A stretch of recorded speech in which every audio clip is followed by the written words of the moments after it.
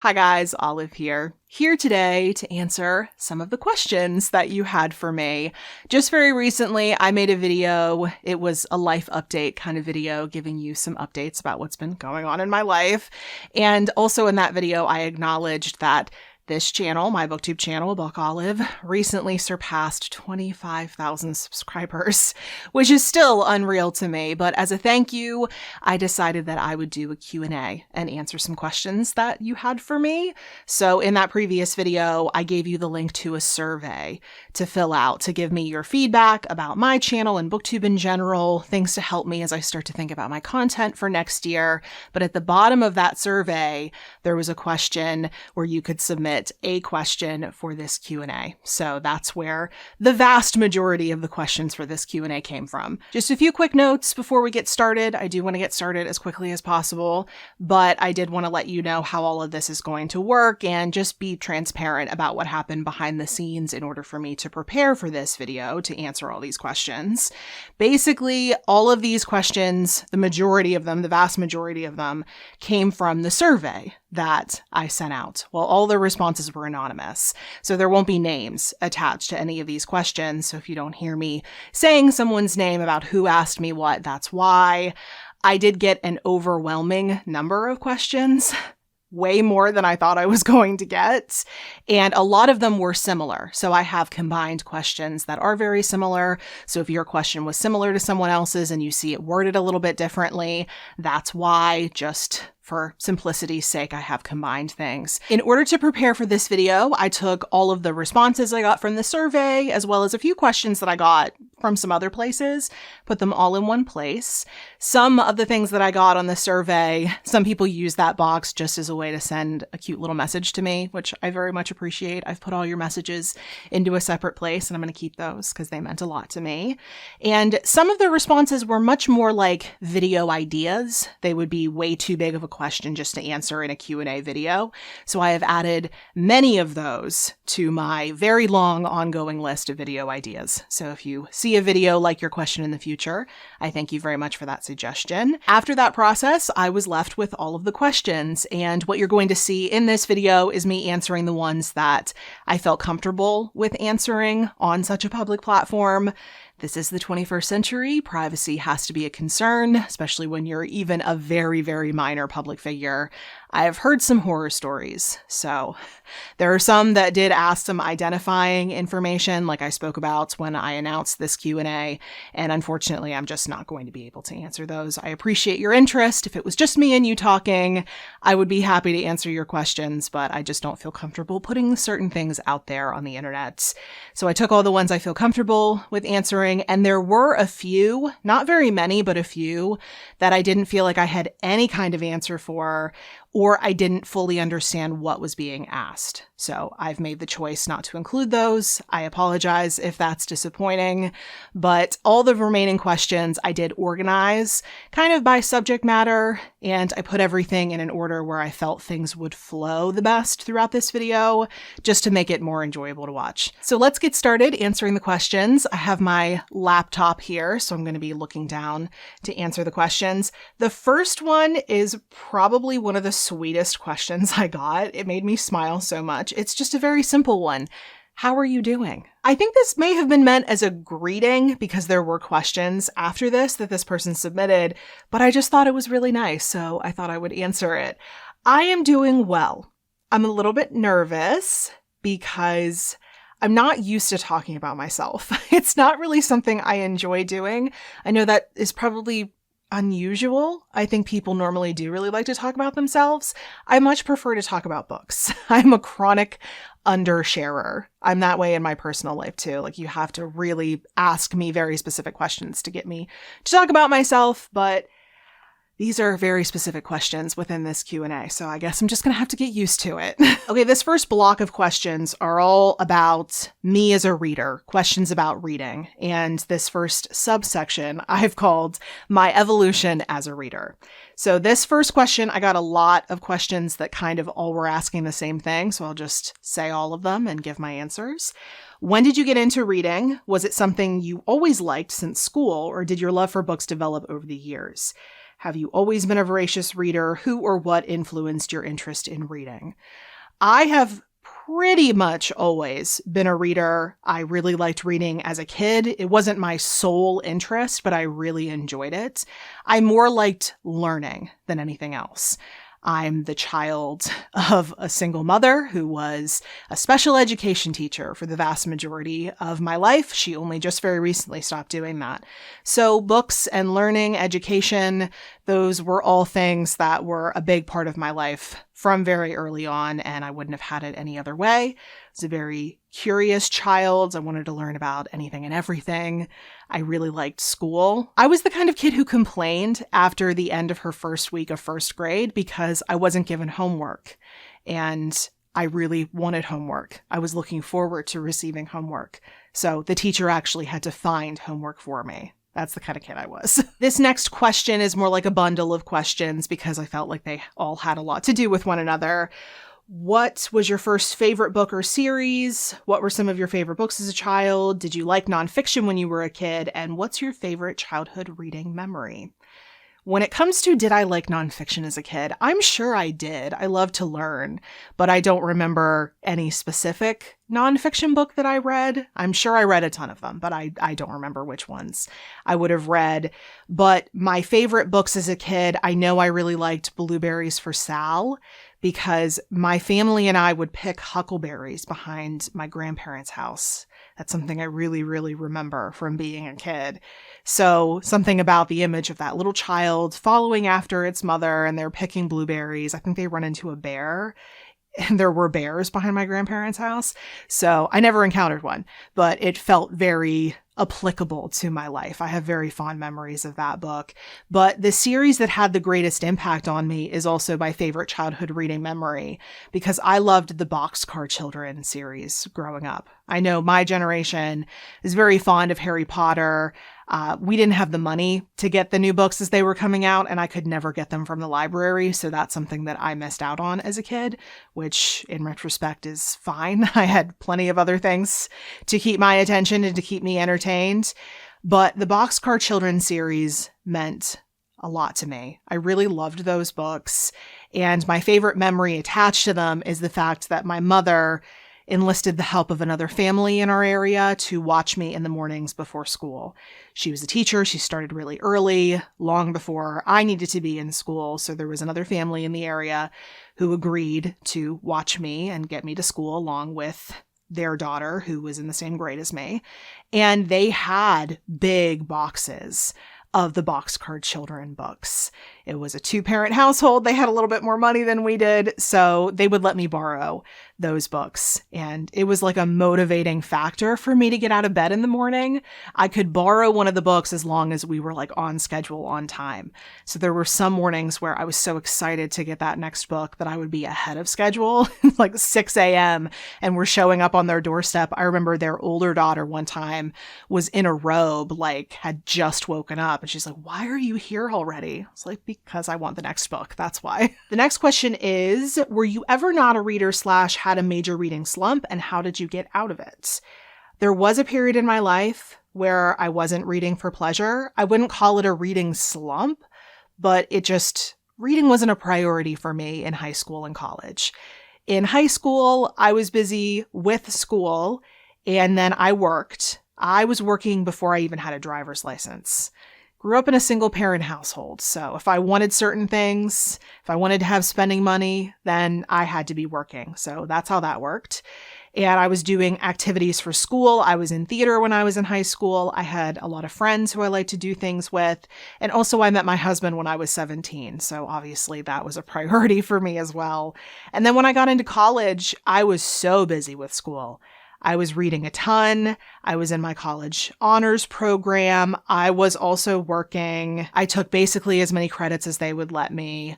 So I didn't have a whole lot of time for reading for pleasure. However, there were a few books that I read for school toward the tail end of my college experience that got me interested in reading again. And then after I was done with college, after we moved to Pittsburgh, I started reading for fun again. It became a really big part of my life maybe in 2013, 2014. 2014 is when I started paying attention to the book world online, but I learned my way around Pittsburgh by going to library book sales. So that's the point where it really became a part of my life. So I would say I slowly got back into it. So I don't know that that's a reading slump. I haven't really had a slump since then, because reading is just such a big part of my everyday life. So I'm not sure how to tell you how to get out of one, because the only time I was in one is when I just had different priorities in my life. I got a lot of questions along the lines of what got you started reading nonfiction? And then related to that, there was a question asking, what was the first nonfiction book you remember that cemented your love for the genre? A lot of people want to know what drew me to nonfiction. And unfortunately, my answer is probably an untraditional one. I think school. I loved learning. So when I got out of school, I really had a special college experience. I wanted to continue learning. I didn't want that to stop just because I was out of school. So if I were going to pick a specific book that helped me make that transition, I think it would have been Nicholas and Alexandra by Robert K. Massey. It's probably one of the several reasons why I have so much affection for him, and I'm so sad that he died. But I was reading that book when I was working overnights at a grocery store in between semesters. That book gave me the idea for my senior thesis. So I will always be grateful to it because of that. But I think it was also, as I was reading it, I think it was answering a question I didn't even know I was asking, because I was getting closer to graduating, and that made me sad because I liked school. I don't want to go back, but I liked school at the time, and I didn't want to stop learning. Just because I was going to be graduating, I think the thing that made me the most sad about it was that I legitimately liked being in school and learning and going to classes and reading from all different types of books. So I think when I read that book, I had a realization that, oh, you don't have to stop learning just because you're leaving school. You can kind of direct your own education going forward, and the whole world is open to you. There's just an endless number of things that you can learn about, and I thought that was really exciting. So then when I got back into pleasure reading, my avenue to do that was through all the Russian history books that I acquired. And then slowly I started expanding beyond that. And now I feel like I read about everything under the sun. There's a question that asks, how has your book reading evolved as you've gotten older? Well, in certain ways, I think I've gone back to my roots, because the way I came back into reading was via nonfiction, like I talked about. And then when I started getting into the bookish internet in 2014, 2015, I saw all these people online talking about fiction, and I felt like I didn't know myself as a fiction reader. I wanted to try it. Everyone had such great things to say about it. And I'm grateful I had that period, because I do know myself more as a fiction reader now. But as time has gone on, I've just really realized that I'm predominantly a nonfiction reader. So that's what this whole Trash My Bookshelves project that I'm getting ready to conclude, that's what that has all been about, because I acquired a lot of those books when I was in that space. But as I've gotten older, I've realized the kind of reader that I truly am, and come to a place of acceptance with it, even if it's not the traditional type of reader online. I know who I am that way. But also reviewing and knowing that I'm going to have to talk about those books in front of some kind of an audience has definitely changed the type of reader that I am, but I know there's a question about that later, so I'm going to hold off on that for now. Someone wants to know, what things have I learned about myself from books? And then someone else asked, how do you think reading has shaped you as an individual? Oh man, reading has absolutely made me a better person. It's taught me that I have a larger capacity to be empathetic than I ever thought I did. I'm a very naturally logical, blunt, to the point kind of person. I always have been.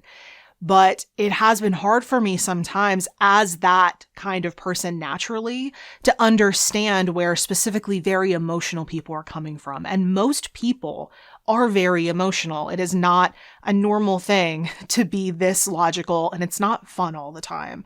But I think through reading, especially things like memoir, where you're putting yourself in someone else's shoes on such a consistent basis when you're a reader, that it makes you more able to then put yourself in someone else's shoes when you're out in the real world. You can be better to other people when you understand where they're coming from, when you take a moment to try to understand what the world may look like through their eyes. So I think reading has taught me about myself and just in general that empathy is a muscle, and just like any other muscle, it gets stronger as you flex it and train it and build it. And reading has absolutely done that for me. These questions are getting really deep really fast because this next one is, what does reading mean to you in your life? I feel like any answer I give to this will be insufficient because I just can't even begin to explain how much reading means to me. Reading is like the foundation of my entire life. Reading is the way I educate myself about the world. It's the way I have fun. It's the way I express my creativity through making these videos and writing book reviews. Reading is so important to me that I remember giving an answer to a question in a previous Q&A many years ago. Someone asked, if you weren't married, would you be able to date or marry a non-reader? And I said no. Maybe that would have been true back when I was younger, when reading wasn't the big part of my life that it is now. But I couldn't possibly share my life with someone who didn't find value in one of the major things that gives my life meaning. And the last question within this subsection is, what's one of your lifelong reading goals? I don't have a ton of them, but one of them is definitely to read all of the books that inspired episodes of the 90s PBS Kids TV show Wishbone. I have a series here on this channel called What's the Story, Wishbone? They kind of are like podcasts where I recap the episode, but then I've read the book or the source material. Sometimes it's a play or a short story. So I compare the episode against that. I talk about whether or not they did a good job, what moral messages they were looking to take from the work and translate to kids watching the show. It's a ton of fun. I want to go through every single episode, but that means I also need to read every single piece of source material that inspired all those episodes. So eventually I will have read all of the Wishbone books. Okay, next up are still reading questions, but there are kind of more general questions about the ins and outs of my reading life. So the first one is, are you a morning reader or a night reader? I can read whenever. I don't have a specific time of day that I like to read the most. I will say I'm a morning person, but I'm doing other things in the morning normally. So I probably do most of my reading in the afternoons when I have the afternoon free, or in the evening. So I guess maybe a night reader, but that's just kind of how my schedule pans out. How quickly do you read, and how much time do you devote to reading on a daily basis? I don't know how quickly I read if we're talking like words per minute. I've never timed it. It's never really been something I feel like I need to know. And also, I don't read every day. Sometimes I have very demanding days. Other parts of my life need my attention more, so I don't read on those days. But the days I read, I'm reading, and I'm dedicating basically the day to reading. If it's like a YA book that I'm reading, that would take me maybe like an hour or two to get through the whole thing, maybe 3. But if it's a 400 to 500 page nonfiction book, it's going to take me a substantial period of time to get through all of it, especially if I'm going to go on to review it, because I'm highlighting things, I'm taking notes, I'm thinking about what the review is going to be. But I've had a number of different occasions where I'll read the entire book in one day on like a weekend, and then go on to write the review immediately afterward, and then I can submit it. How many books do you average reading in a month? It completely depends on the month, but I would say I'm normally around 10 to 12. Do you read multiple books at the same time? Yes, I do. Do you challenge yourself to read a certain number of books per year? I used to do this. I would put an increasing number for my goal every single year for the Goodreads reading challenge, and that was really motivating. But I'm at the point now where I'm reading so much naturally for me, for this channel, for the different writing assignments that I'm being paid for. And I just don't feel like I need that motivation anymore. Like I, as of right now, naturally read over 100 books a year. I don't feel as though I need to go above that. I have so many other things that I need to be focusing on. I feel like that's a sustainable number for me. So that's what I set my goal at now. If I go above that, as I already have this year, that's great. but I'm not looking to do a certain number above 100. A lot of people had questions along the lines of how do I choose what to read next? And then one person went one step further and asked if I had any tips on deciding what to read next if there's nothing on my TBR list. In terms of tips, I can't necessarily relate because I've always had a large TBR. It just keeps getting larger. It's kind of scary how large it is at this point. But maybe just think about what you're in the mood for. What's been interesting you lately? Are you watching a lot of documentaries about something? Is a specific movie calling out to you, and maybe find a book that fits that mood? Or I know there was a readathon a while back of Read My Bookshelf-a-thon, I think it was called, and you just start at one point on your bookshelf and then work your way over. I always thought that was a really good way to clear off a TBR, but I know people are a lot more of mood readers than I am. I am very, very structured, and I have a lot of demands on my reading time, meaning I have a book review that's been assigned to me and the deadline's coming up, so I know I need to read that book to prepare for it.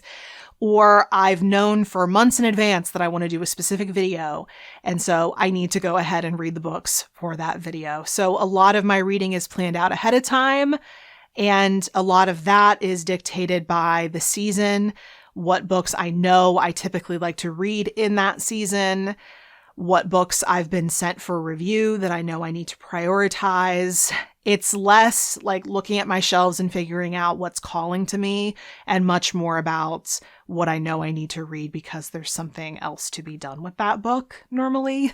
Again, not the sexiest answer. A lot of people wanted to know how I find new books that interest me, both backlist and then also upcoming releases.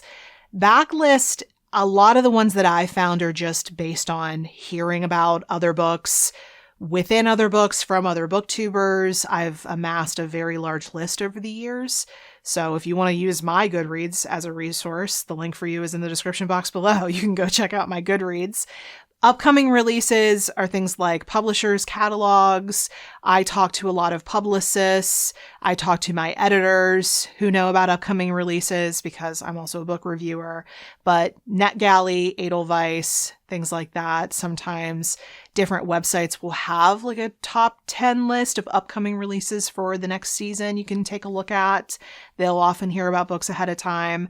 I know some book podcasts talk about upcoming releases, but what I use are mainly Edelweiss, NetGalley, publishers' catalogs, and then talking to people within the industry. Someone asked, do you listen to any book podcasts? And I used to back in 2014, 2015. I was a huge fan of pretty much all of the Book Riot podcasts. I know they have a ton more now than they did back then, but not so much anymore. I just don't really have the time for that anymore. And I hear about so many books just by myself now that a lot of the reasons why I turn to those book podcasts, I just don't need anymore because I'm kind of more involved in the industry than I ever thought I was going to be when I started out in the book world.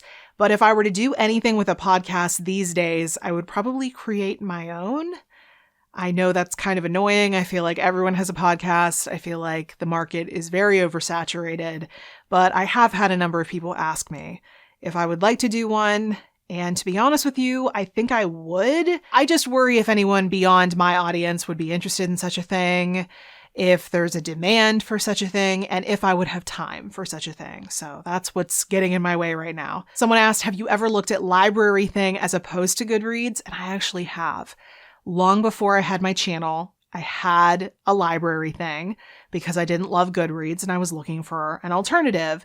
So I ported over all my information, but then I started to realize something that I definitely still deal with right now, and that's the fact that Goodreads is where the majority of readers are. So if you're going to be any kind of a public reader in the way that I have now become, you kind of need to be where the majority of people are. I really don't like Goodreads. I have a slew of complaints.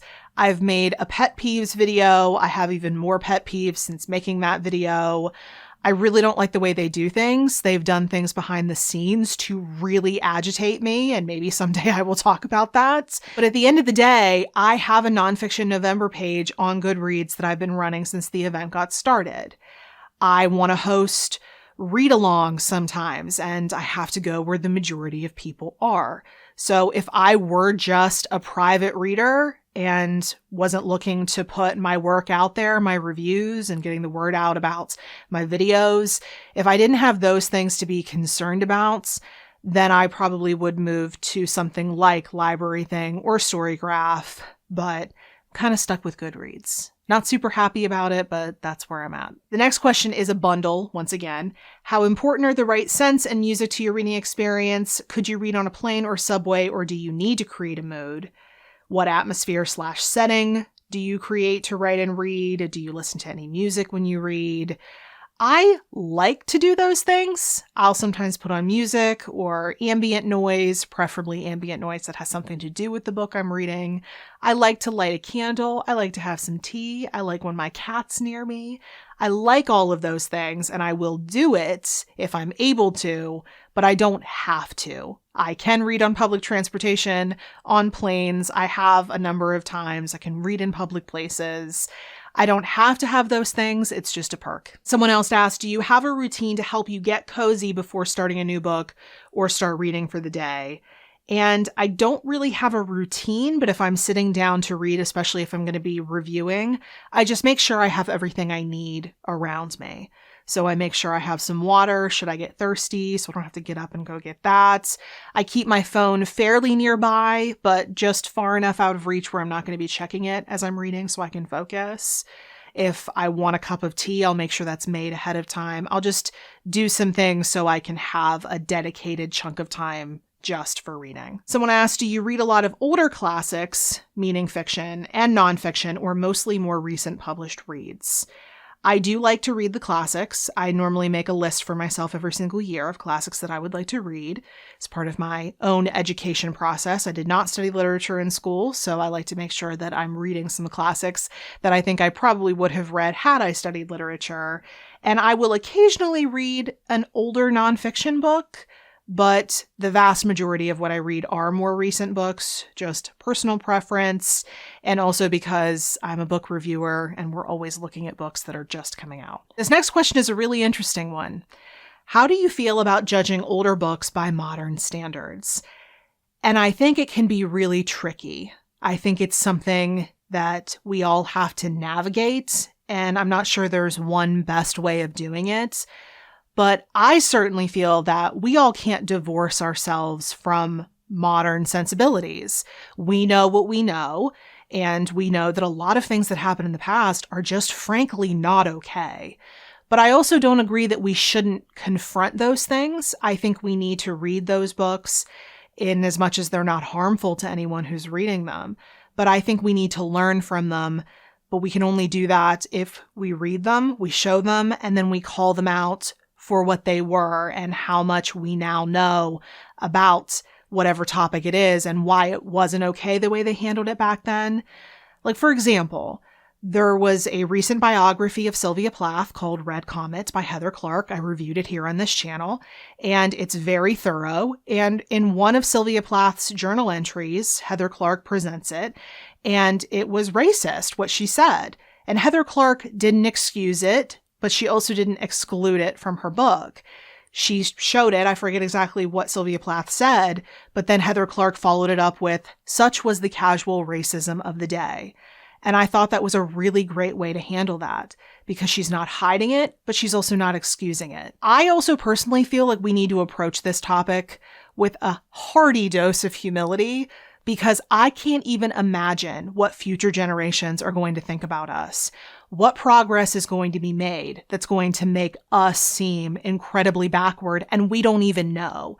And I think that gets you kind of close to the past where, of course, some people did things knowing that they were wrong and did horrific things. But I think some things were just so deeply entrenched in the everyday, in the culture, that like that casual racism of Sylvia Plath's, that probably didn't even faze her. And we now know that that is deeply wrong, but they didn't know it back then. But we can learn from it. And maybe we can see, oh, that was casual racism back in the 1950s. What casual racism do I see today that I can eliminate from my own thinking? Someone asks, how do you feel about making books your own? Meaning annotating, breaking spines, dog-earing. Someone else asked, do you ever mark your books or keep notes? I think if you've bought a book, you can do whatever you want to it. It's yours. You can choose to do whatever you want to that book if it helps you, if that's what you like to do. I don't judge anyone based on that. I personally don't do it to finished copies of books that I buy or receive because I want to sell them back to my local used bookstore if I don't want to reread them. I sell a lot of books back to the used bookstore, and that would reduce them in value, and I want to get as much credit as possible to put toward new books. So I don't do it that much unless it's an arc. If it is actually an arc and I don't have a digital version of it, then I kind of destroy my arcs. There are tabs everywhere. I'm writing in the margins. I'm dog-earing. I'm doing whatever I need to do to get that review done. This is why I prefer e-copies. It's just so much easier to deal with them and highlight things and find things within the book when it's an e-copy. Physical arcs just end up getting destroyed around me. The next question is, how do you retain salient details while you read? Do you have a particular method of note-taking, or is it purely by memory? If we're talking while I read, then it's all memory. Sometimes I might need to flip back to the beginning of the book to refresh my memory about something, but most of that I just retain. If we're talking after the fact, if I'm going on to write a review or talk about that book on the channel, I will have highlighted things. If I know I'm reviewing it, I will have highlighted specific details that I know I need to mention when I'm giving the overview for a book. But even then, I memorize a lot of it as well. I have a really good memory. I don't talk about it a lot because I think some people perceive it as bragging, but yeah, I remember a lot of things. The next question is a set of questions about DNFing. When you feel the book you're reading is really good, but all of a sudden you don't feel in the mood anymore, do you put it down until you're in the mood again, even if it takes months? Or do you keep going for the sake of finishing it and getting the whole experience altogether? Then the other question is, what trips you up in a book to the point that you would consider setting it aside or DNFing? I DNF with a reckless abandon unless it's a book that I know I need to review. If I'm reviewing it for the channel, obviously if I don't like the book, I'm not going to dedicate my time to giving it a review. But if I'm dedicated to review it for a venue, then I'm seeing it through. But oftentimes I'll put a book down if I'm just not in the mood. I'll come back to it later. I've done that for a number of books on my shelves. I've gone back to them and finished them. Some of them I'm still waiting to go back to. And in terms of what would trip me up, if it's a really somber book and I'm in too dark of a mood, then sometimes that'll put me off of it. So the mood of a book. If I don't like the writing, I will just straight DNF it and probably get rid of it. There are a number of things. If I just feel like it's not very well done, if the pacing is really off, really anything. If I'm not super committed to doing a review of that book, then I'm just going to put it down. I just don't think it's worth my time. I don't have those types of commitment things to a book. I know some people, when they start a book, they want to finish it. I don't feel that way unless I'm going to review it. This next set of questions is kind of funny. How do you deal with the angst of being finite and having a TBR and being interested in upcoming new books? And then the other one is kind of similar. It says, how do you deal with the overwhelming knowledge that we will never read all the books? And that's sad sometimes. That does get me down sometimes when I look at even just at my shelves and think, am I ever going to be able to get to all of these? That is kind of sad because I'm interested in so many books. But then I kind of change the way I look at it. And I think I am so lucky that I know about all of these books and I have an interest in all of these books, and I would potentially have access to all of these books, not just the ones I own, but via the Pittsburgh library system, other library systems. If I really wanted to get my hands on any number of books, I could find a way, whether it be through paying for them or getting them out through a library. I have access to so many books, so much knowledge, and I choose to feel grateful for that. I choose to feel grateful that I'm so excited about a number of different topics to the point where I'd want to read a whole book about it. I mean, I've gone through depression in my life, so I never take that excitement about life for granted. Okay, I'm going to answer some questions about genre and then specifically nonfiction. And then after that, I'm going to have to call it a day for this first part. I somehow thought I could answer all of these questions in one video. Absolutely delusional. There are so many left. There's at least going to be one more part, probably more beyond that. But let's focus on the questions remaining for this part of the video. Will you incorporate different or new genres such as science fiction into your reading? Are there any genres or categories of books you'd like to try out or just prioritize more? I already feel like I have a pretty varied reading diet. I read a lot of different genres, even just within nonfiction. And I do read different types of fiction books as well. I like the variety that I have currently. I will say about science fiction, I'm not very interested in science fiction. I'll read the occasional book that has like a dose of science fiction in there, but straight science fiction I don't really have an interest in. And in terms of genres I'd like to try out or prioritize more, I would like to try reading Westerns. I have Doc by Mary Doria Russell, which I'm pretty sure starts a series.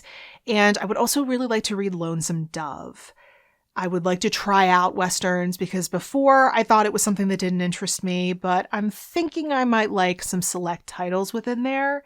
And ones I'd like to prioritize more, I would like to read more biographies because I've read a few really good ones and I'd like to read more of them. Okay, I'm going to answer some questions about nonfiction books. And then once I do that, I'm going to call it a day for this video. I will pick up in part 2 and start answering some more of the questions. But this first question, 2 different people asked basically the same thing, so I will just read one of them. It says, what nonfiction topics do you want to explore in the future but haven't yet? I feel like it would be a shorter answer just to list the things I'm not interested in learning about. I want to learn a little bit about everything, so I don't even know where to start. When it comes to answering this question, I feel like when you see my bookshelf tour that I'm going to do either in December or January, I haven't figured that out yet after these shelves are all reorganized, you'll be able to see the types of unread nonfiction books that I own and get an idea about the things I would really like to learn about. Certainly a lot of things dealing with pop culture, science, medicine, nature, animals, anything that I haven't touched on within those areas, but also sports, because I'm now a sports book reviewer and there's a lot that I have to learn about within that arena, if you will. So there's just so much. I don't even know how to answer this question. Okay, next, top 5 favorite nonfiction topics to read about. I'm not entirely sure what you mean by topics. So I'm actually going to translate that to mean subgenres, like different types of nonfiction. So number 1 would have to be nature. Number 2 would be memoir.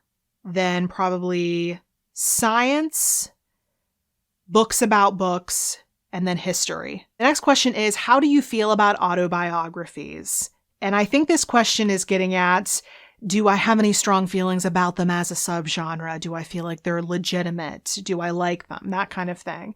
And I don't have strong feelings about autobiographies because I'm not widely read within that subgenre.